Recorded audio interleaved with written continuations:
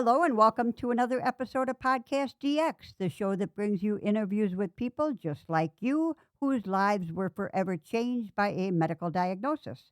I'm Lita. Ron will not be joining us today. And I'm Jean Marie. Collectively, we are the hosts of Podcast DX. On today's show, we are speaking with Ashley Nault. Ashley is a TikTok influencer. That's where I found her. And she is joining us today to talk about chronic inflammatory demyelinating polyneuropathy, also known as CIDP. Hi, Ashley. Hello, and welcome to our show. Hi, thank you so much for having me. You're welcome. Ashley, let's start out by explaining to our listeners what is CIDP. So, CIDP is an autoinflammatory type of polyneuropathy that is extremely rare.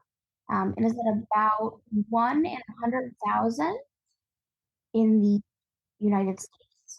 Wow, that is rare. Mm-hmm. Okay. And Ashley, what symptoms first led you to seek medical care? And also, how long did it take you to get a diagnosis? So, I sought medical care after I had a separate rare diagnosis that was related to CIDP. It is a sister disease called Guillain-Barré syndrome, or GBS, and that had onset in 2019, Okay. which paralyzed me rapidly from starting in your toes, working its way up towards your head. And then when you do not recover after 6 to 9 months, you are reevaluated to see if you have CID. Okay, so that sounds like a long diagnosis process, huh? Yeah.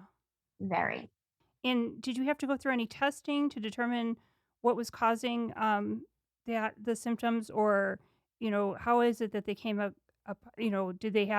Can they make a definitive diagnosis from testing, or is it from your healthcare provider's experience and ruling out other things?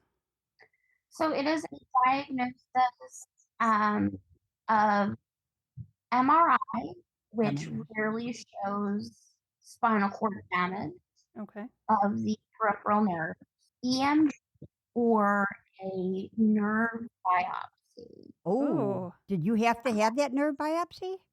I did not have a nerve biopsy. I had the MRI and EMG, as well as other testing showing other comorbidities of diagnosis. Okay. Okay. All right. Okay. And But the EMG is not a good. not fun. That's not fun either. No. No, definitely not. And what's the biggest misconception about CIDP, or do you know? I think the biggest conception of CIDP is that it's a diagnosis mainly seen in older people, Oh, Okay. and it doesn't affect you to the point of being paralyzed in a wheelchair. Okay. okay. All right. Okay. So your mobility is really limited now, right? Very. So I am a high-level quadriplegic. Okay. Okay. All right. Well, I'm sorry to hear that, but now we have a better understanding ourselves. Mm-hmm. And as you said, this is a very rare condition. Right. It's so rare. Had you ever heard of this before your No. diagnosis? Okay. Do No, you know definitely anyone not. else with CIDP? I do only through networking Mm-hmm. and finding other patients through social media. Okay. All right. And have you found groups on social media that are good to interact with and get hints Support? and advice and support? Definitely. I think there are some really good communities on Instagram and TikTok. And it's easy to find each other through other hashtags. Okay. All right. And are you finding when you're on those social media platforms that you are one of the younger people, or are there other younger people? There are a lot of younger people.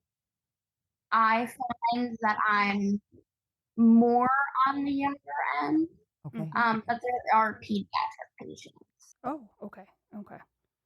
And Ashley, how have you and your healthcare team just chosen to treat your condition? So my case is steroid resistant. Okay. So we did not go the steroid route as it didn't work. I am on a treatment of IVIG, oral medication, and um, rituximab IV as well. Okay. All right. Is there any like PT or OT, any of the therapies that assist on this? I did therapy for 3.5 years. I didn't find it as beneficial as some other patients, but Okay. there are some patients who do find PT and OT helpful. Okay. Okay. How about massage therapy or acupuncture or anything like that? Does that help? I did try alternative therapies. I use them as well as traditional medicine, but um, they're not as accessible, Okay. obviously. Okay. Okay. But I do use massage and other forms of therapy as well. Okay. Okay. And since it's a demyelinating disease like MS, is it possible that there might be a stem cell treatment available that might help? Some do decide to go that route, but I have not noticed data showing that it's that beneficial. Okay. Okay. All right. Okay. So you're waiting and kind of testing the waters and Yeah. seeing okay where it's going to go. It is a new therapy, so Yeah. I understand that. Thank you. Well, now that we've discussed the basics and our listeners have a little bit more of an understanding about this topic, it's an excellent time to remind everybody about our new endeavor. To better serve our guests and listening audience, we are now working as an affiliate with a major medical supply warehouse in the United States, and you'll find affiliate links on our website and learn more about this on future episodes. But now let's get back to our show. Ashley, what additional tips, hints, or advice do you have for somebody recently diagnosed with CIDP? I definitely recommend getting a second opinion. Getting a what? A second A opinion. Getting a second second, opinion. Okay. Hmm. Okay. and definitely don't be afraid of using mobility aids and adaptive devices as they are your best helper. Okay. Okay. Thank you. And are there any medical supplies, tools, or equipment that uh, seem to be just what the doctor ordered for your condition? Not necessarily. It definitely depends on how you are affected, but I have found tools to build up utensils and boards to help you transfer onto different surfaces in and out of the wheelchair. All of those tools and different OT items can definitely be helpful. Okay. Okay. Thank you. And as we were asking before, are there any possible treatments um, on the horizon? Is there anything that you're keeping your eye on?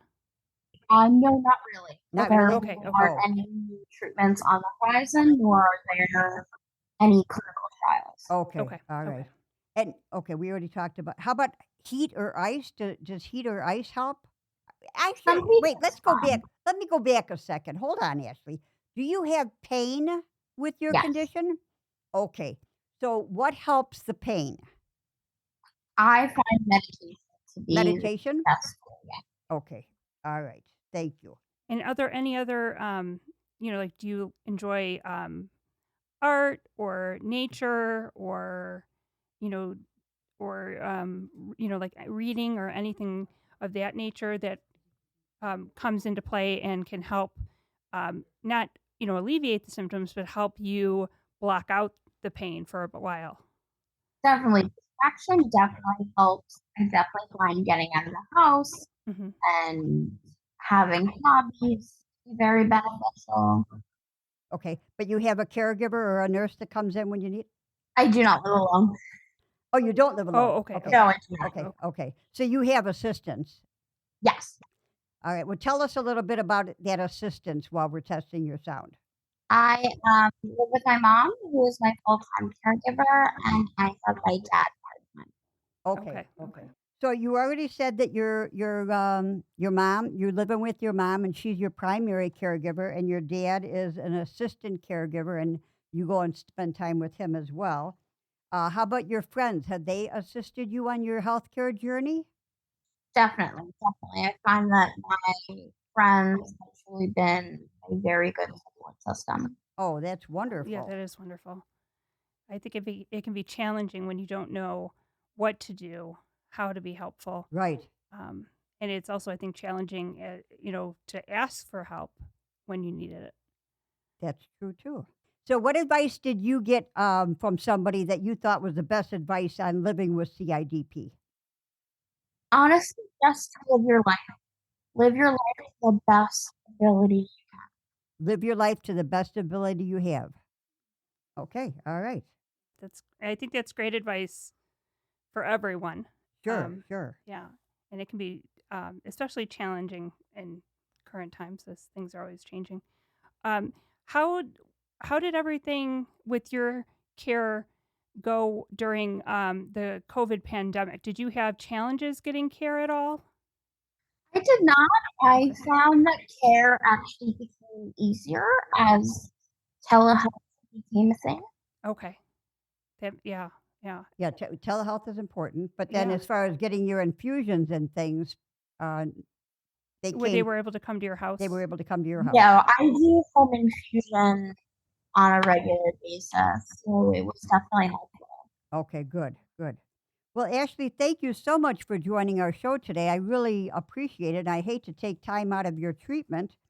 How can our listeners learn more about you and chronic inflammatory demyelinating polyneuropathy? You can find me on all major social media platforms under Wheeling Women. Wheeling Women? Wheeling Woman. Okay, Wheeling Okay, Woman. Okay, we will put a link for that on our website and hopefully send some new TikTok followers your way. Right, and we look forward to hearing from you and talking with you on a future episode. Yeah, for Yes. for Guillain-Barré. Yes. Awesome. Thank you so much for having me. Thank you Thank so you. much. Have a good day. You too. Bye-bye. If you have any questions or comments related to today's show, you can contact us at podcastdx@yahoo.com, through our website, podcastdx.com. We're also on Facebook, Twitter, Pinterest, or Instagram by the same name. And if you have a moment to spare, please give us a review wherever you get your podcast. As always, please keep in mind that this podcast is not intended to be a substitute for professional medical advice, diagnosis, or treatment, and always seek the advice of your physician or other qualified healthcare provider with any questions you may have regarding a medical condition or treatment and before undertaking the healthcare regime. And never disregard professional medical advice or delay in seeking it because of something you've heard on this podcast. Till next week.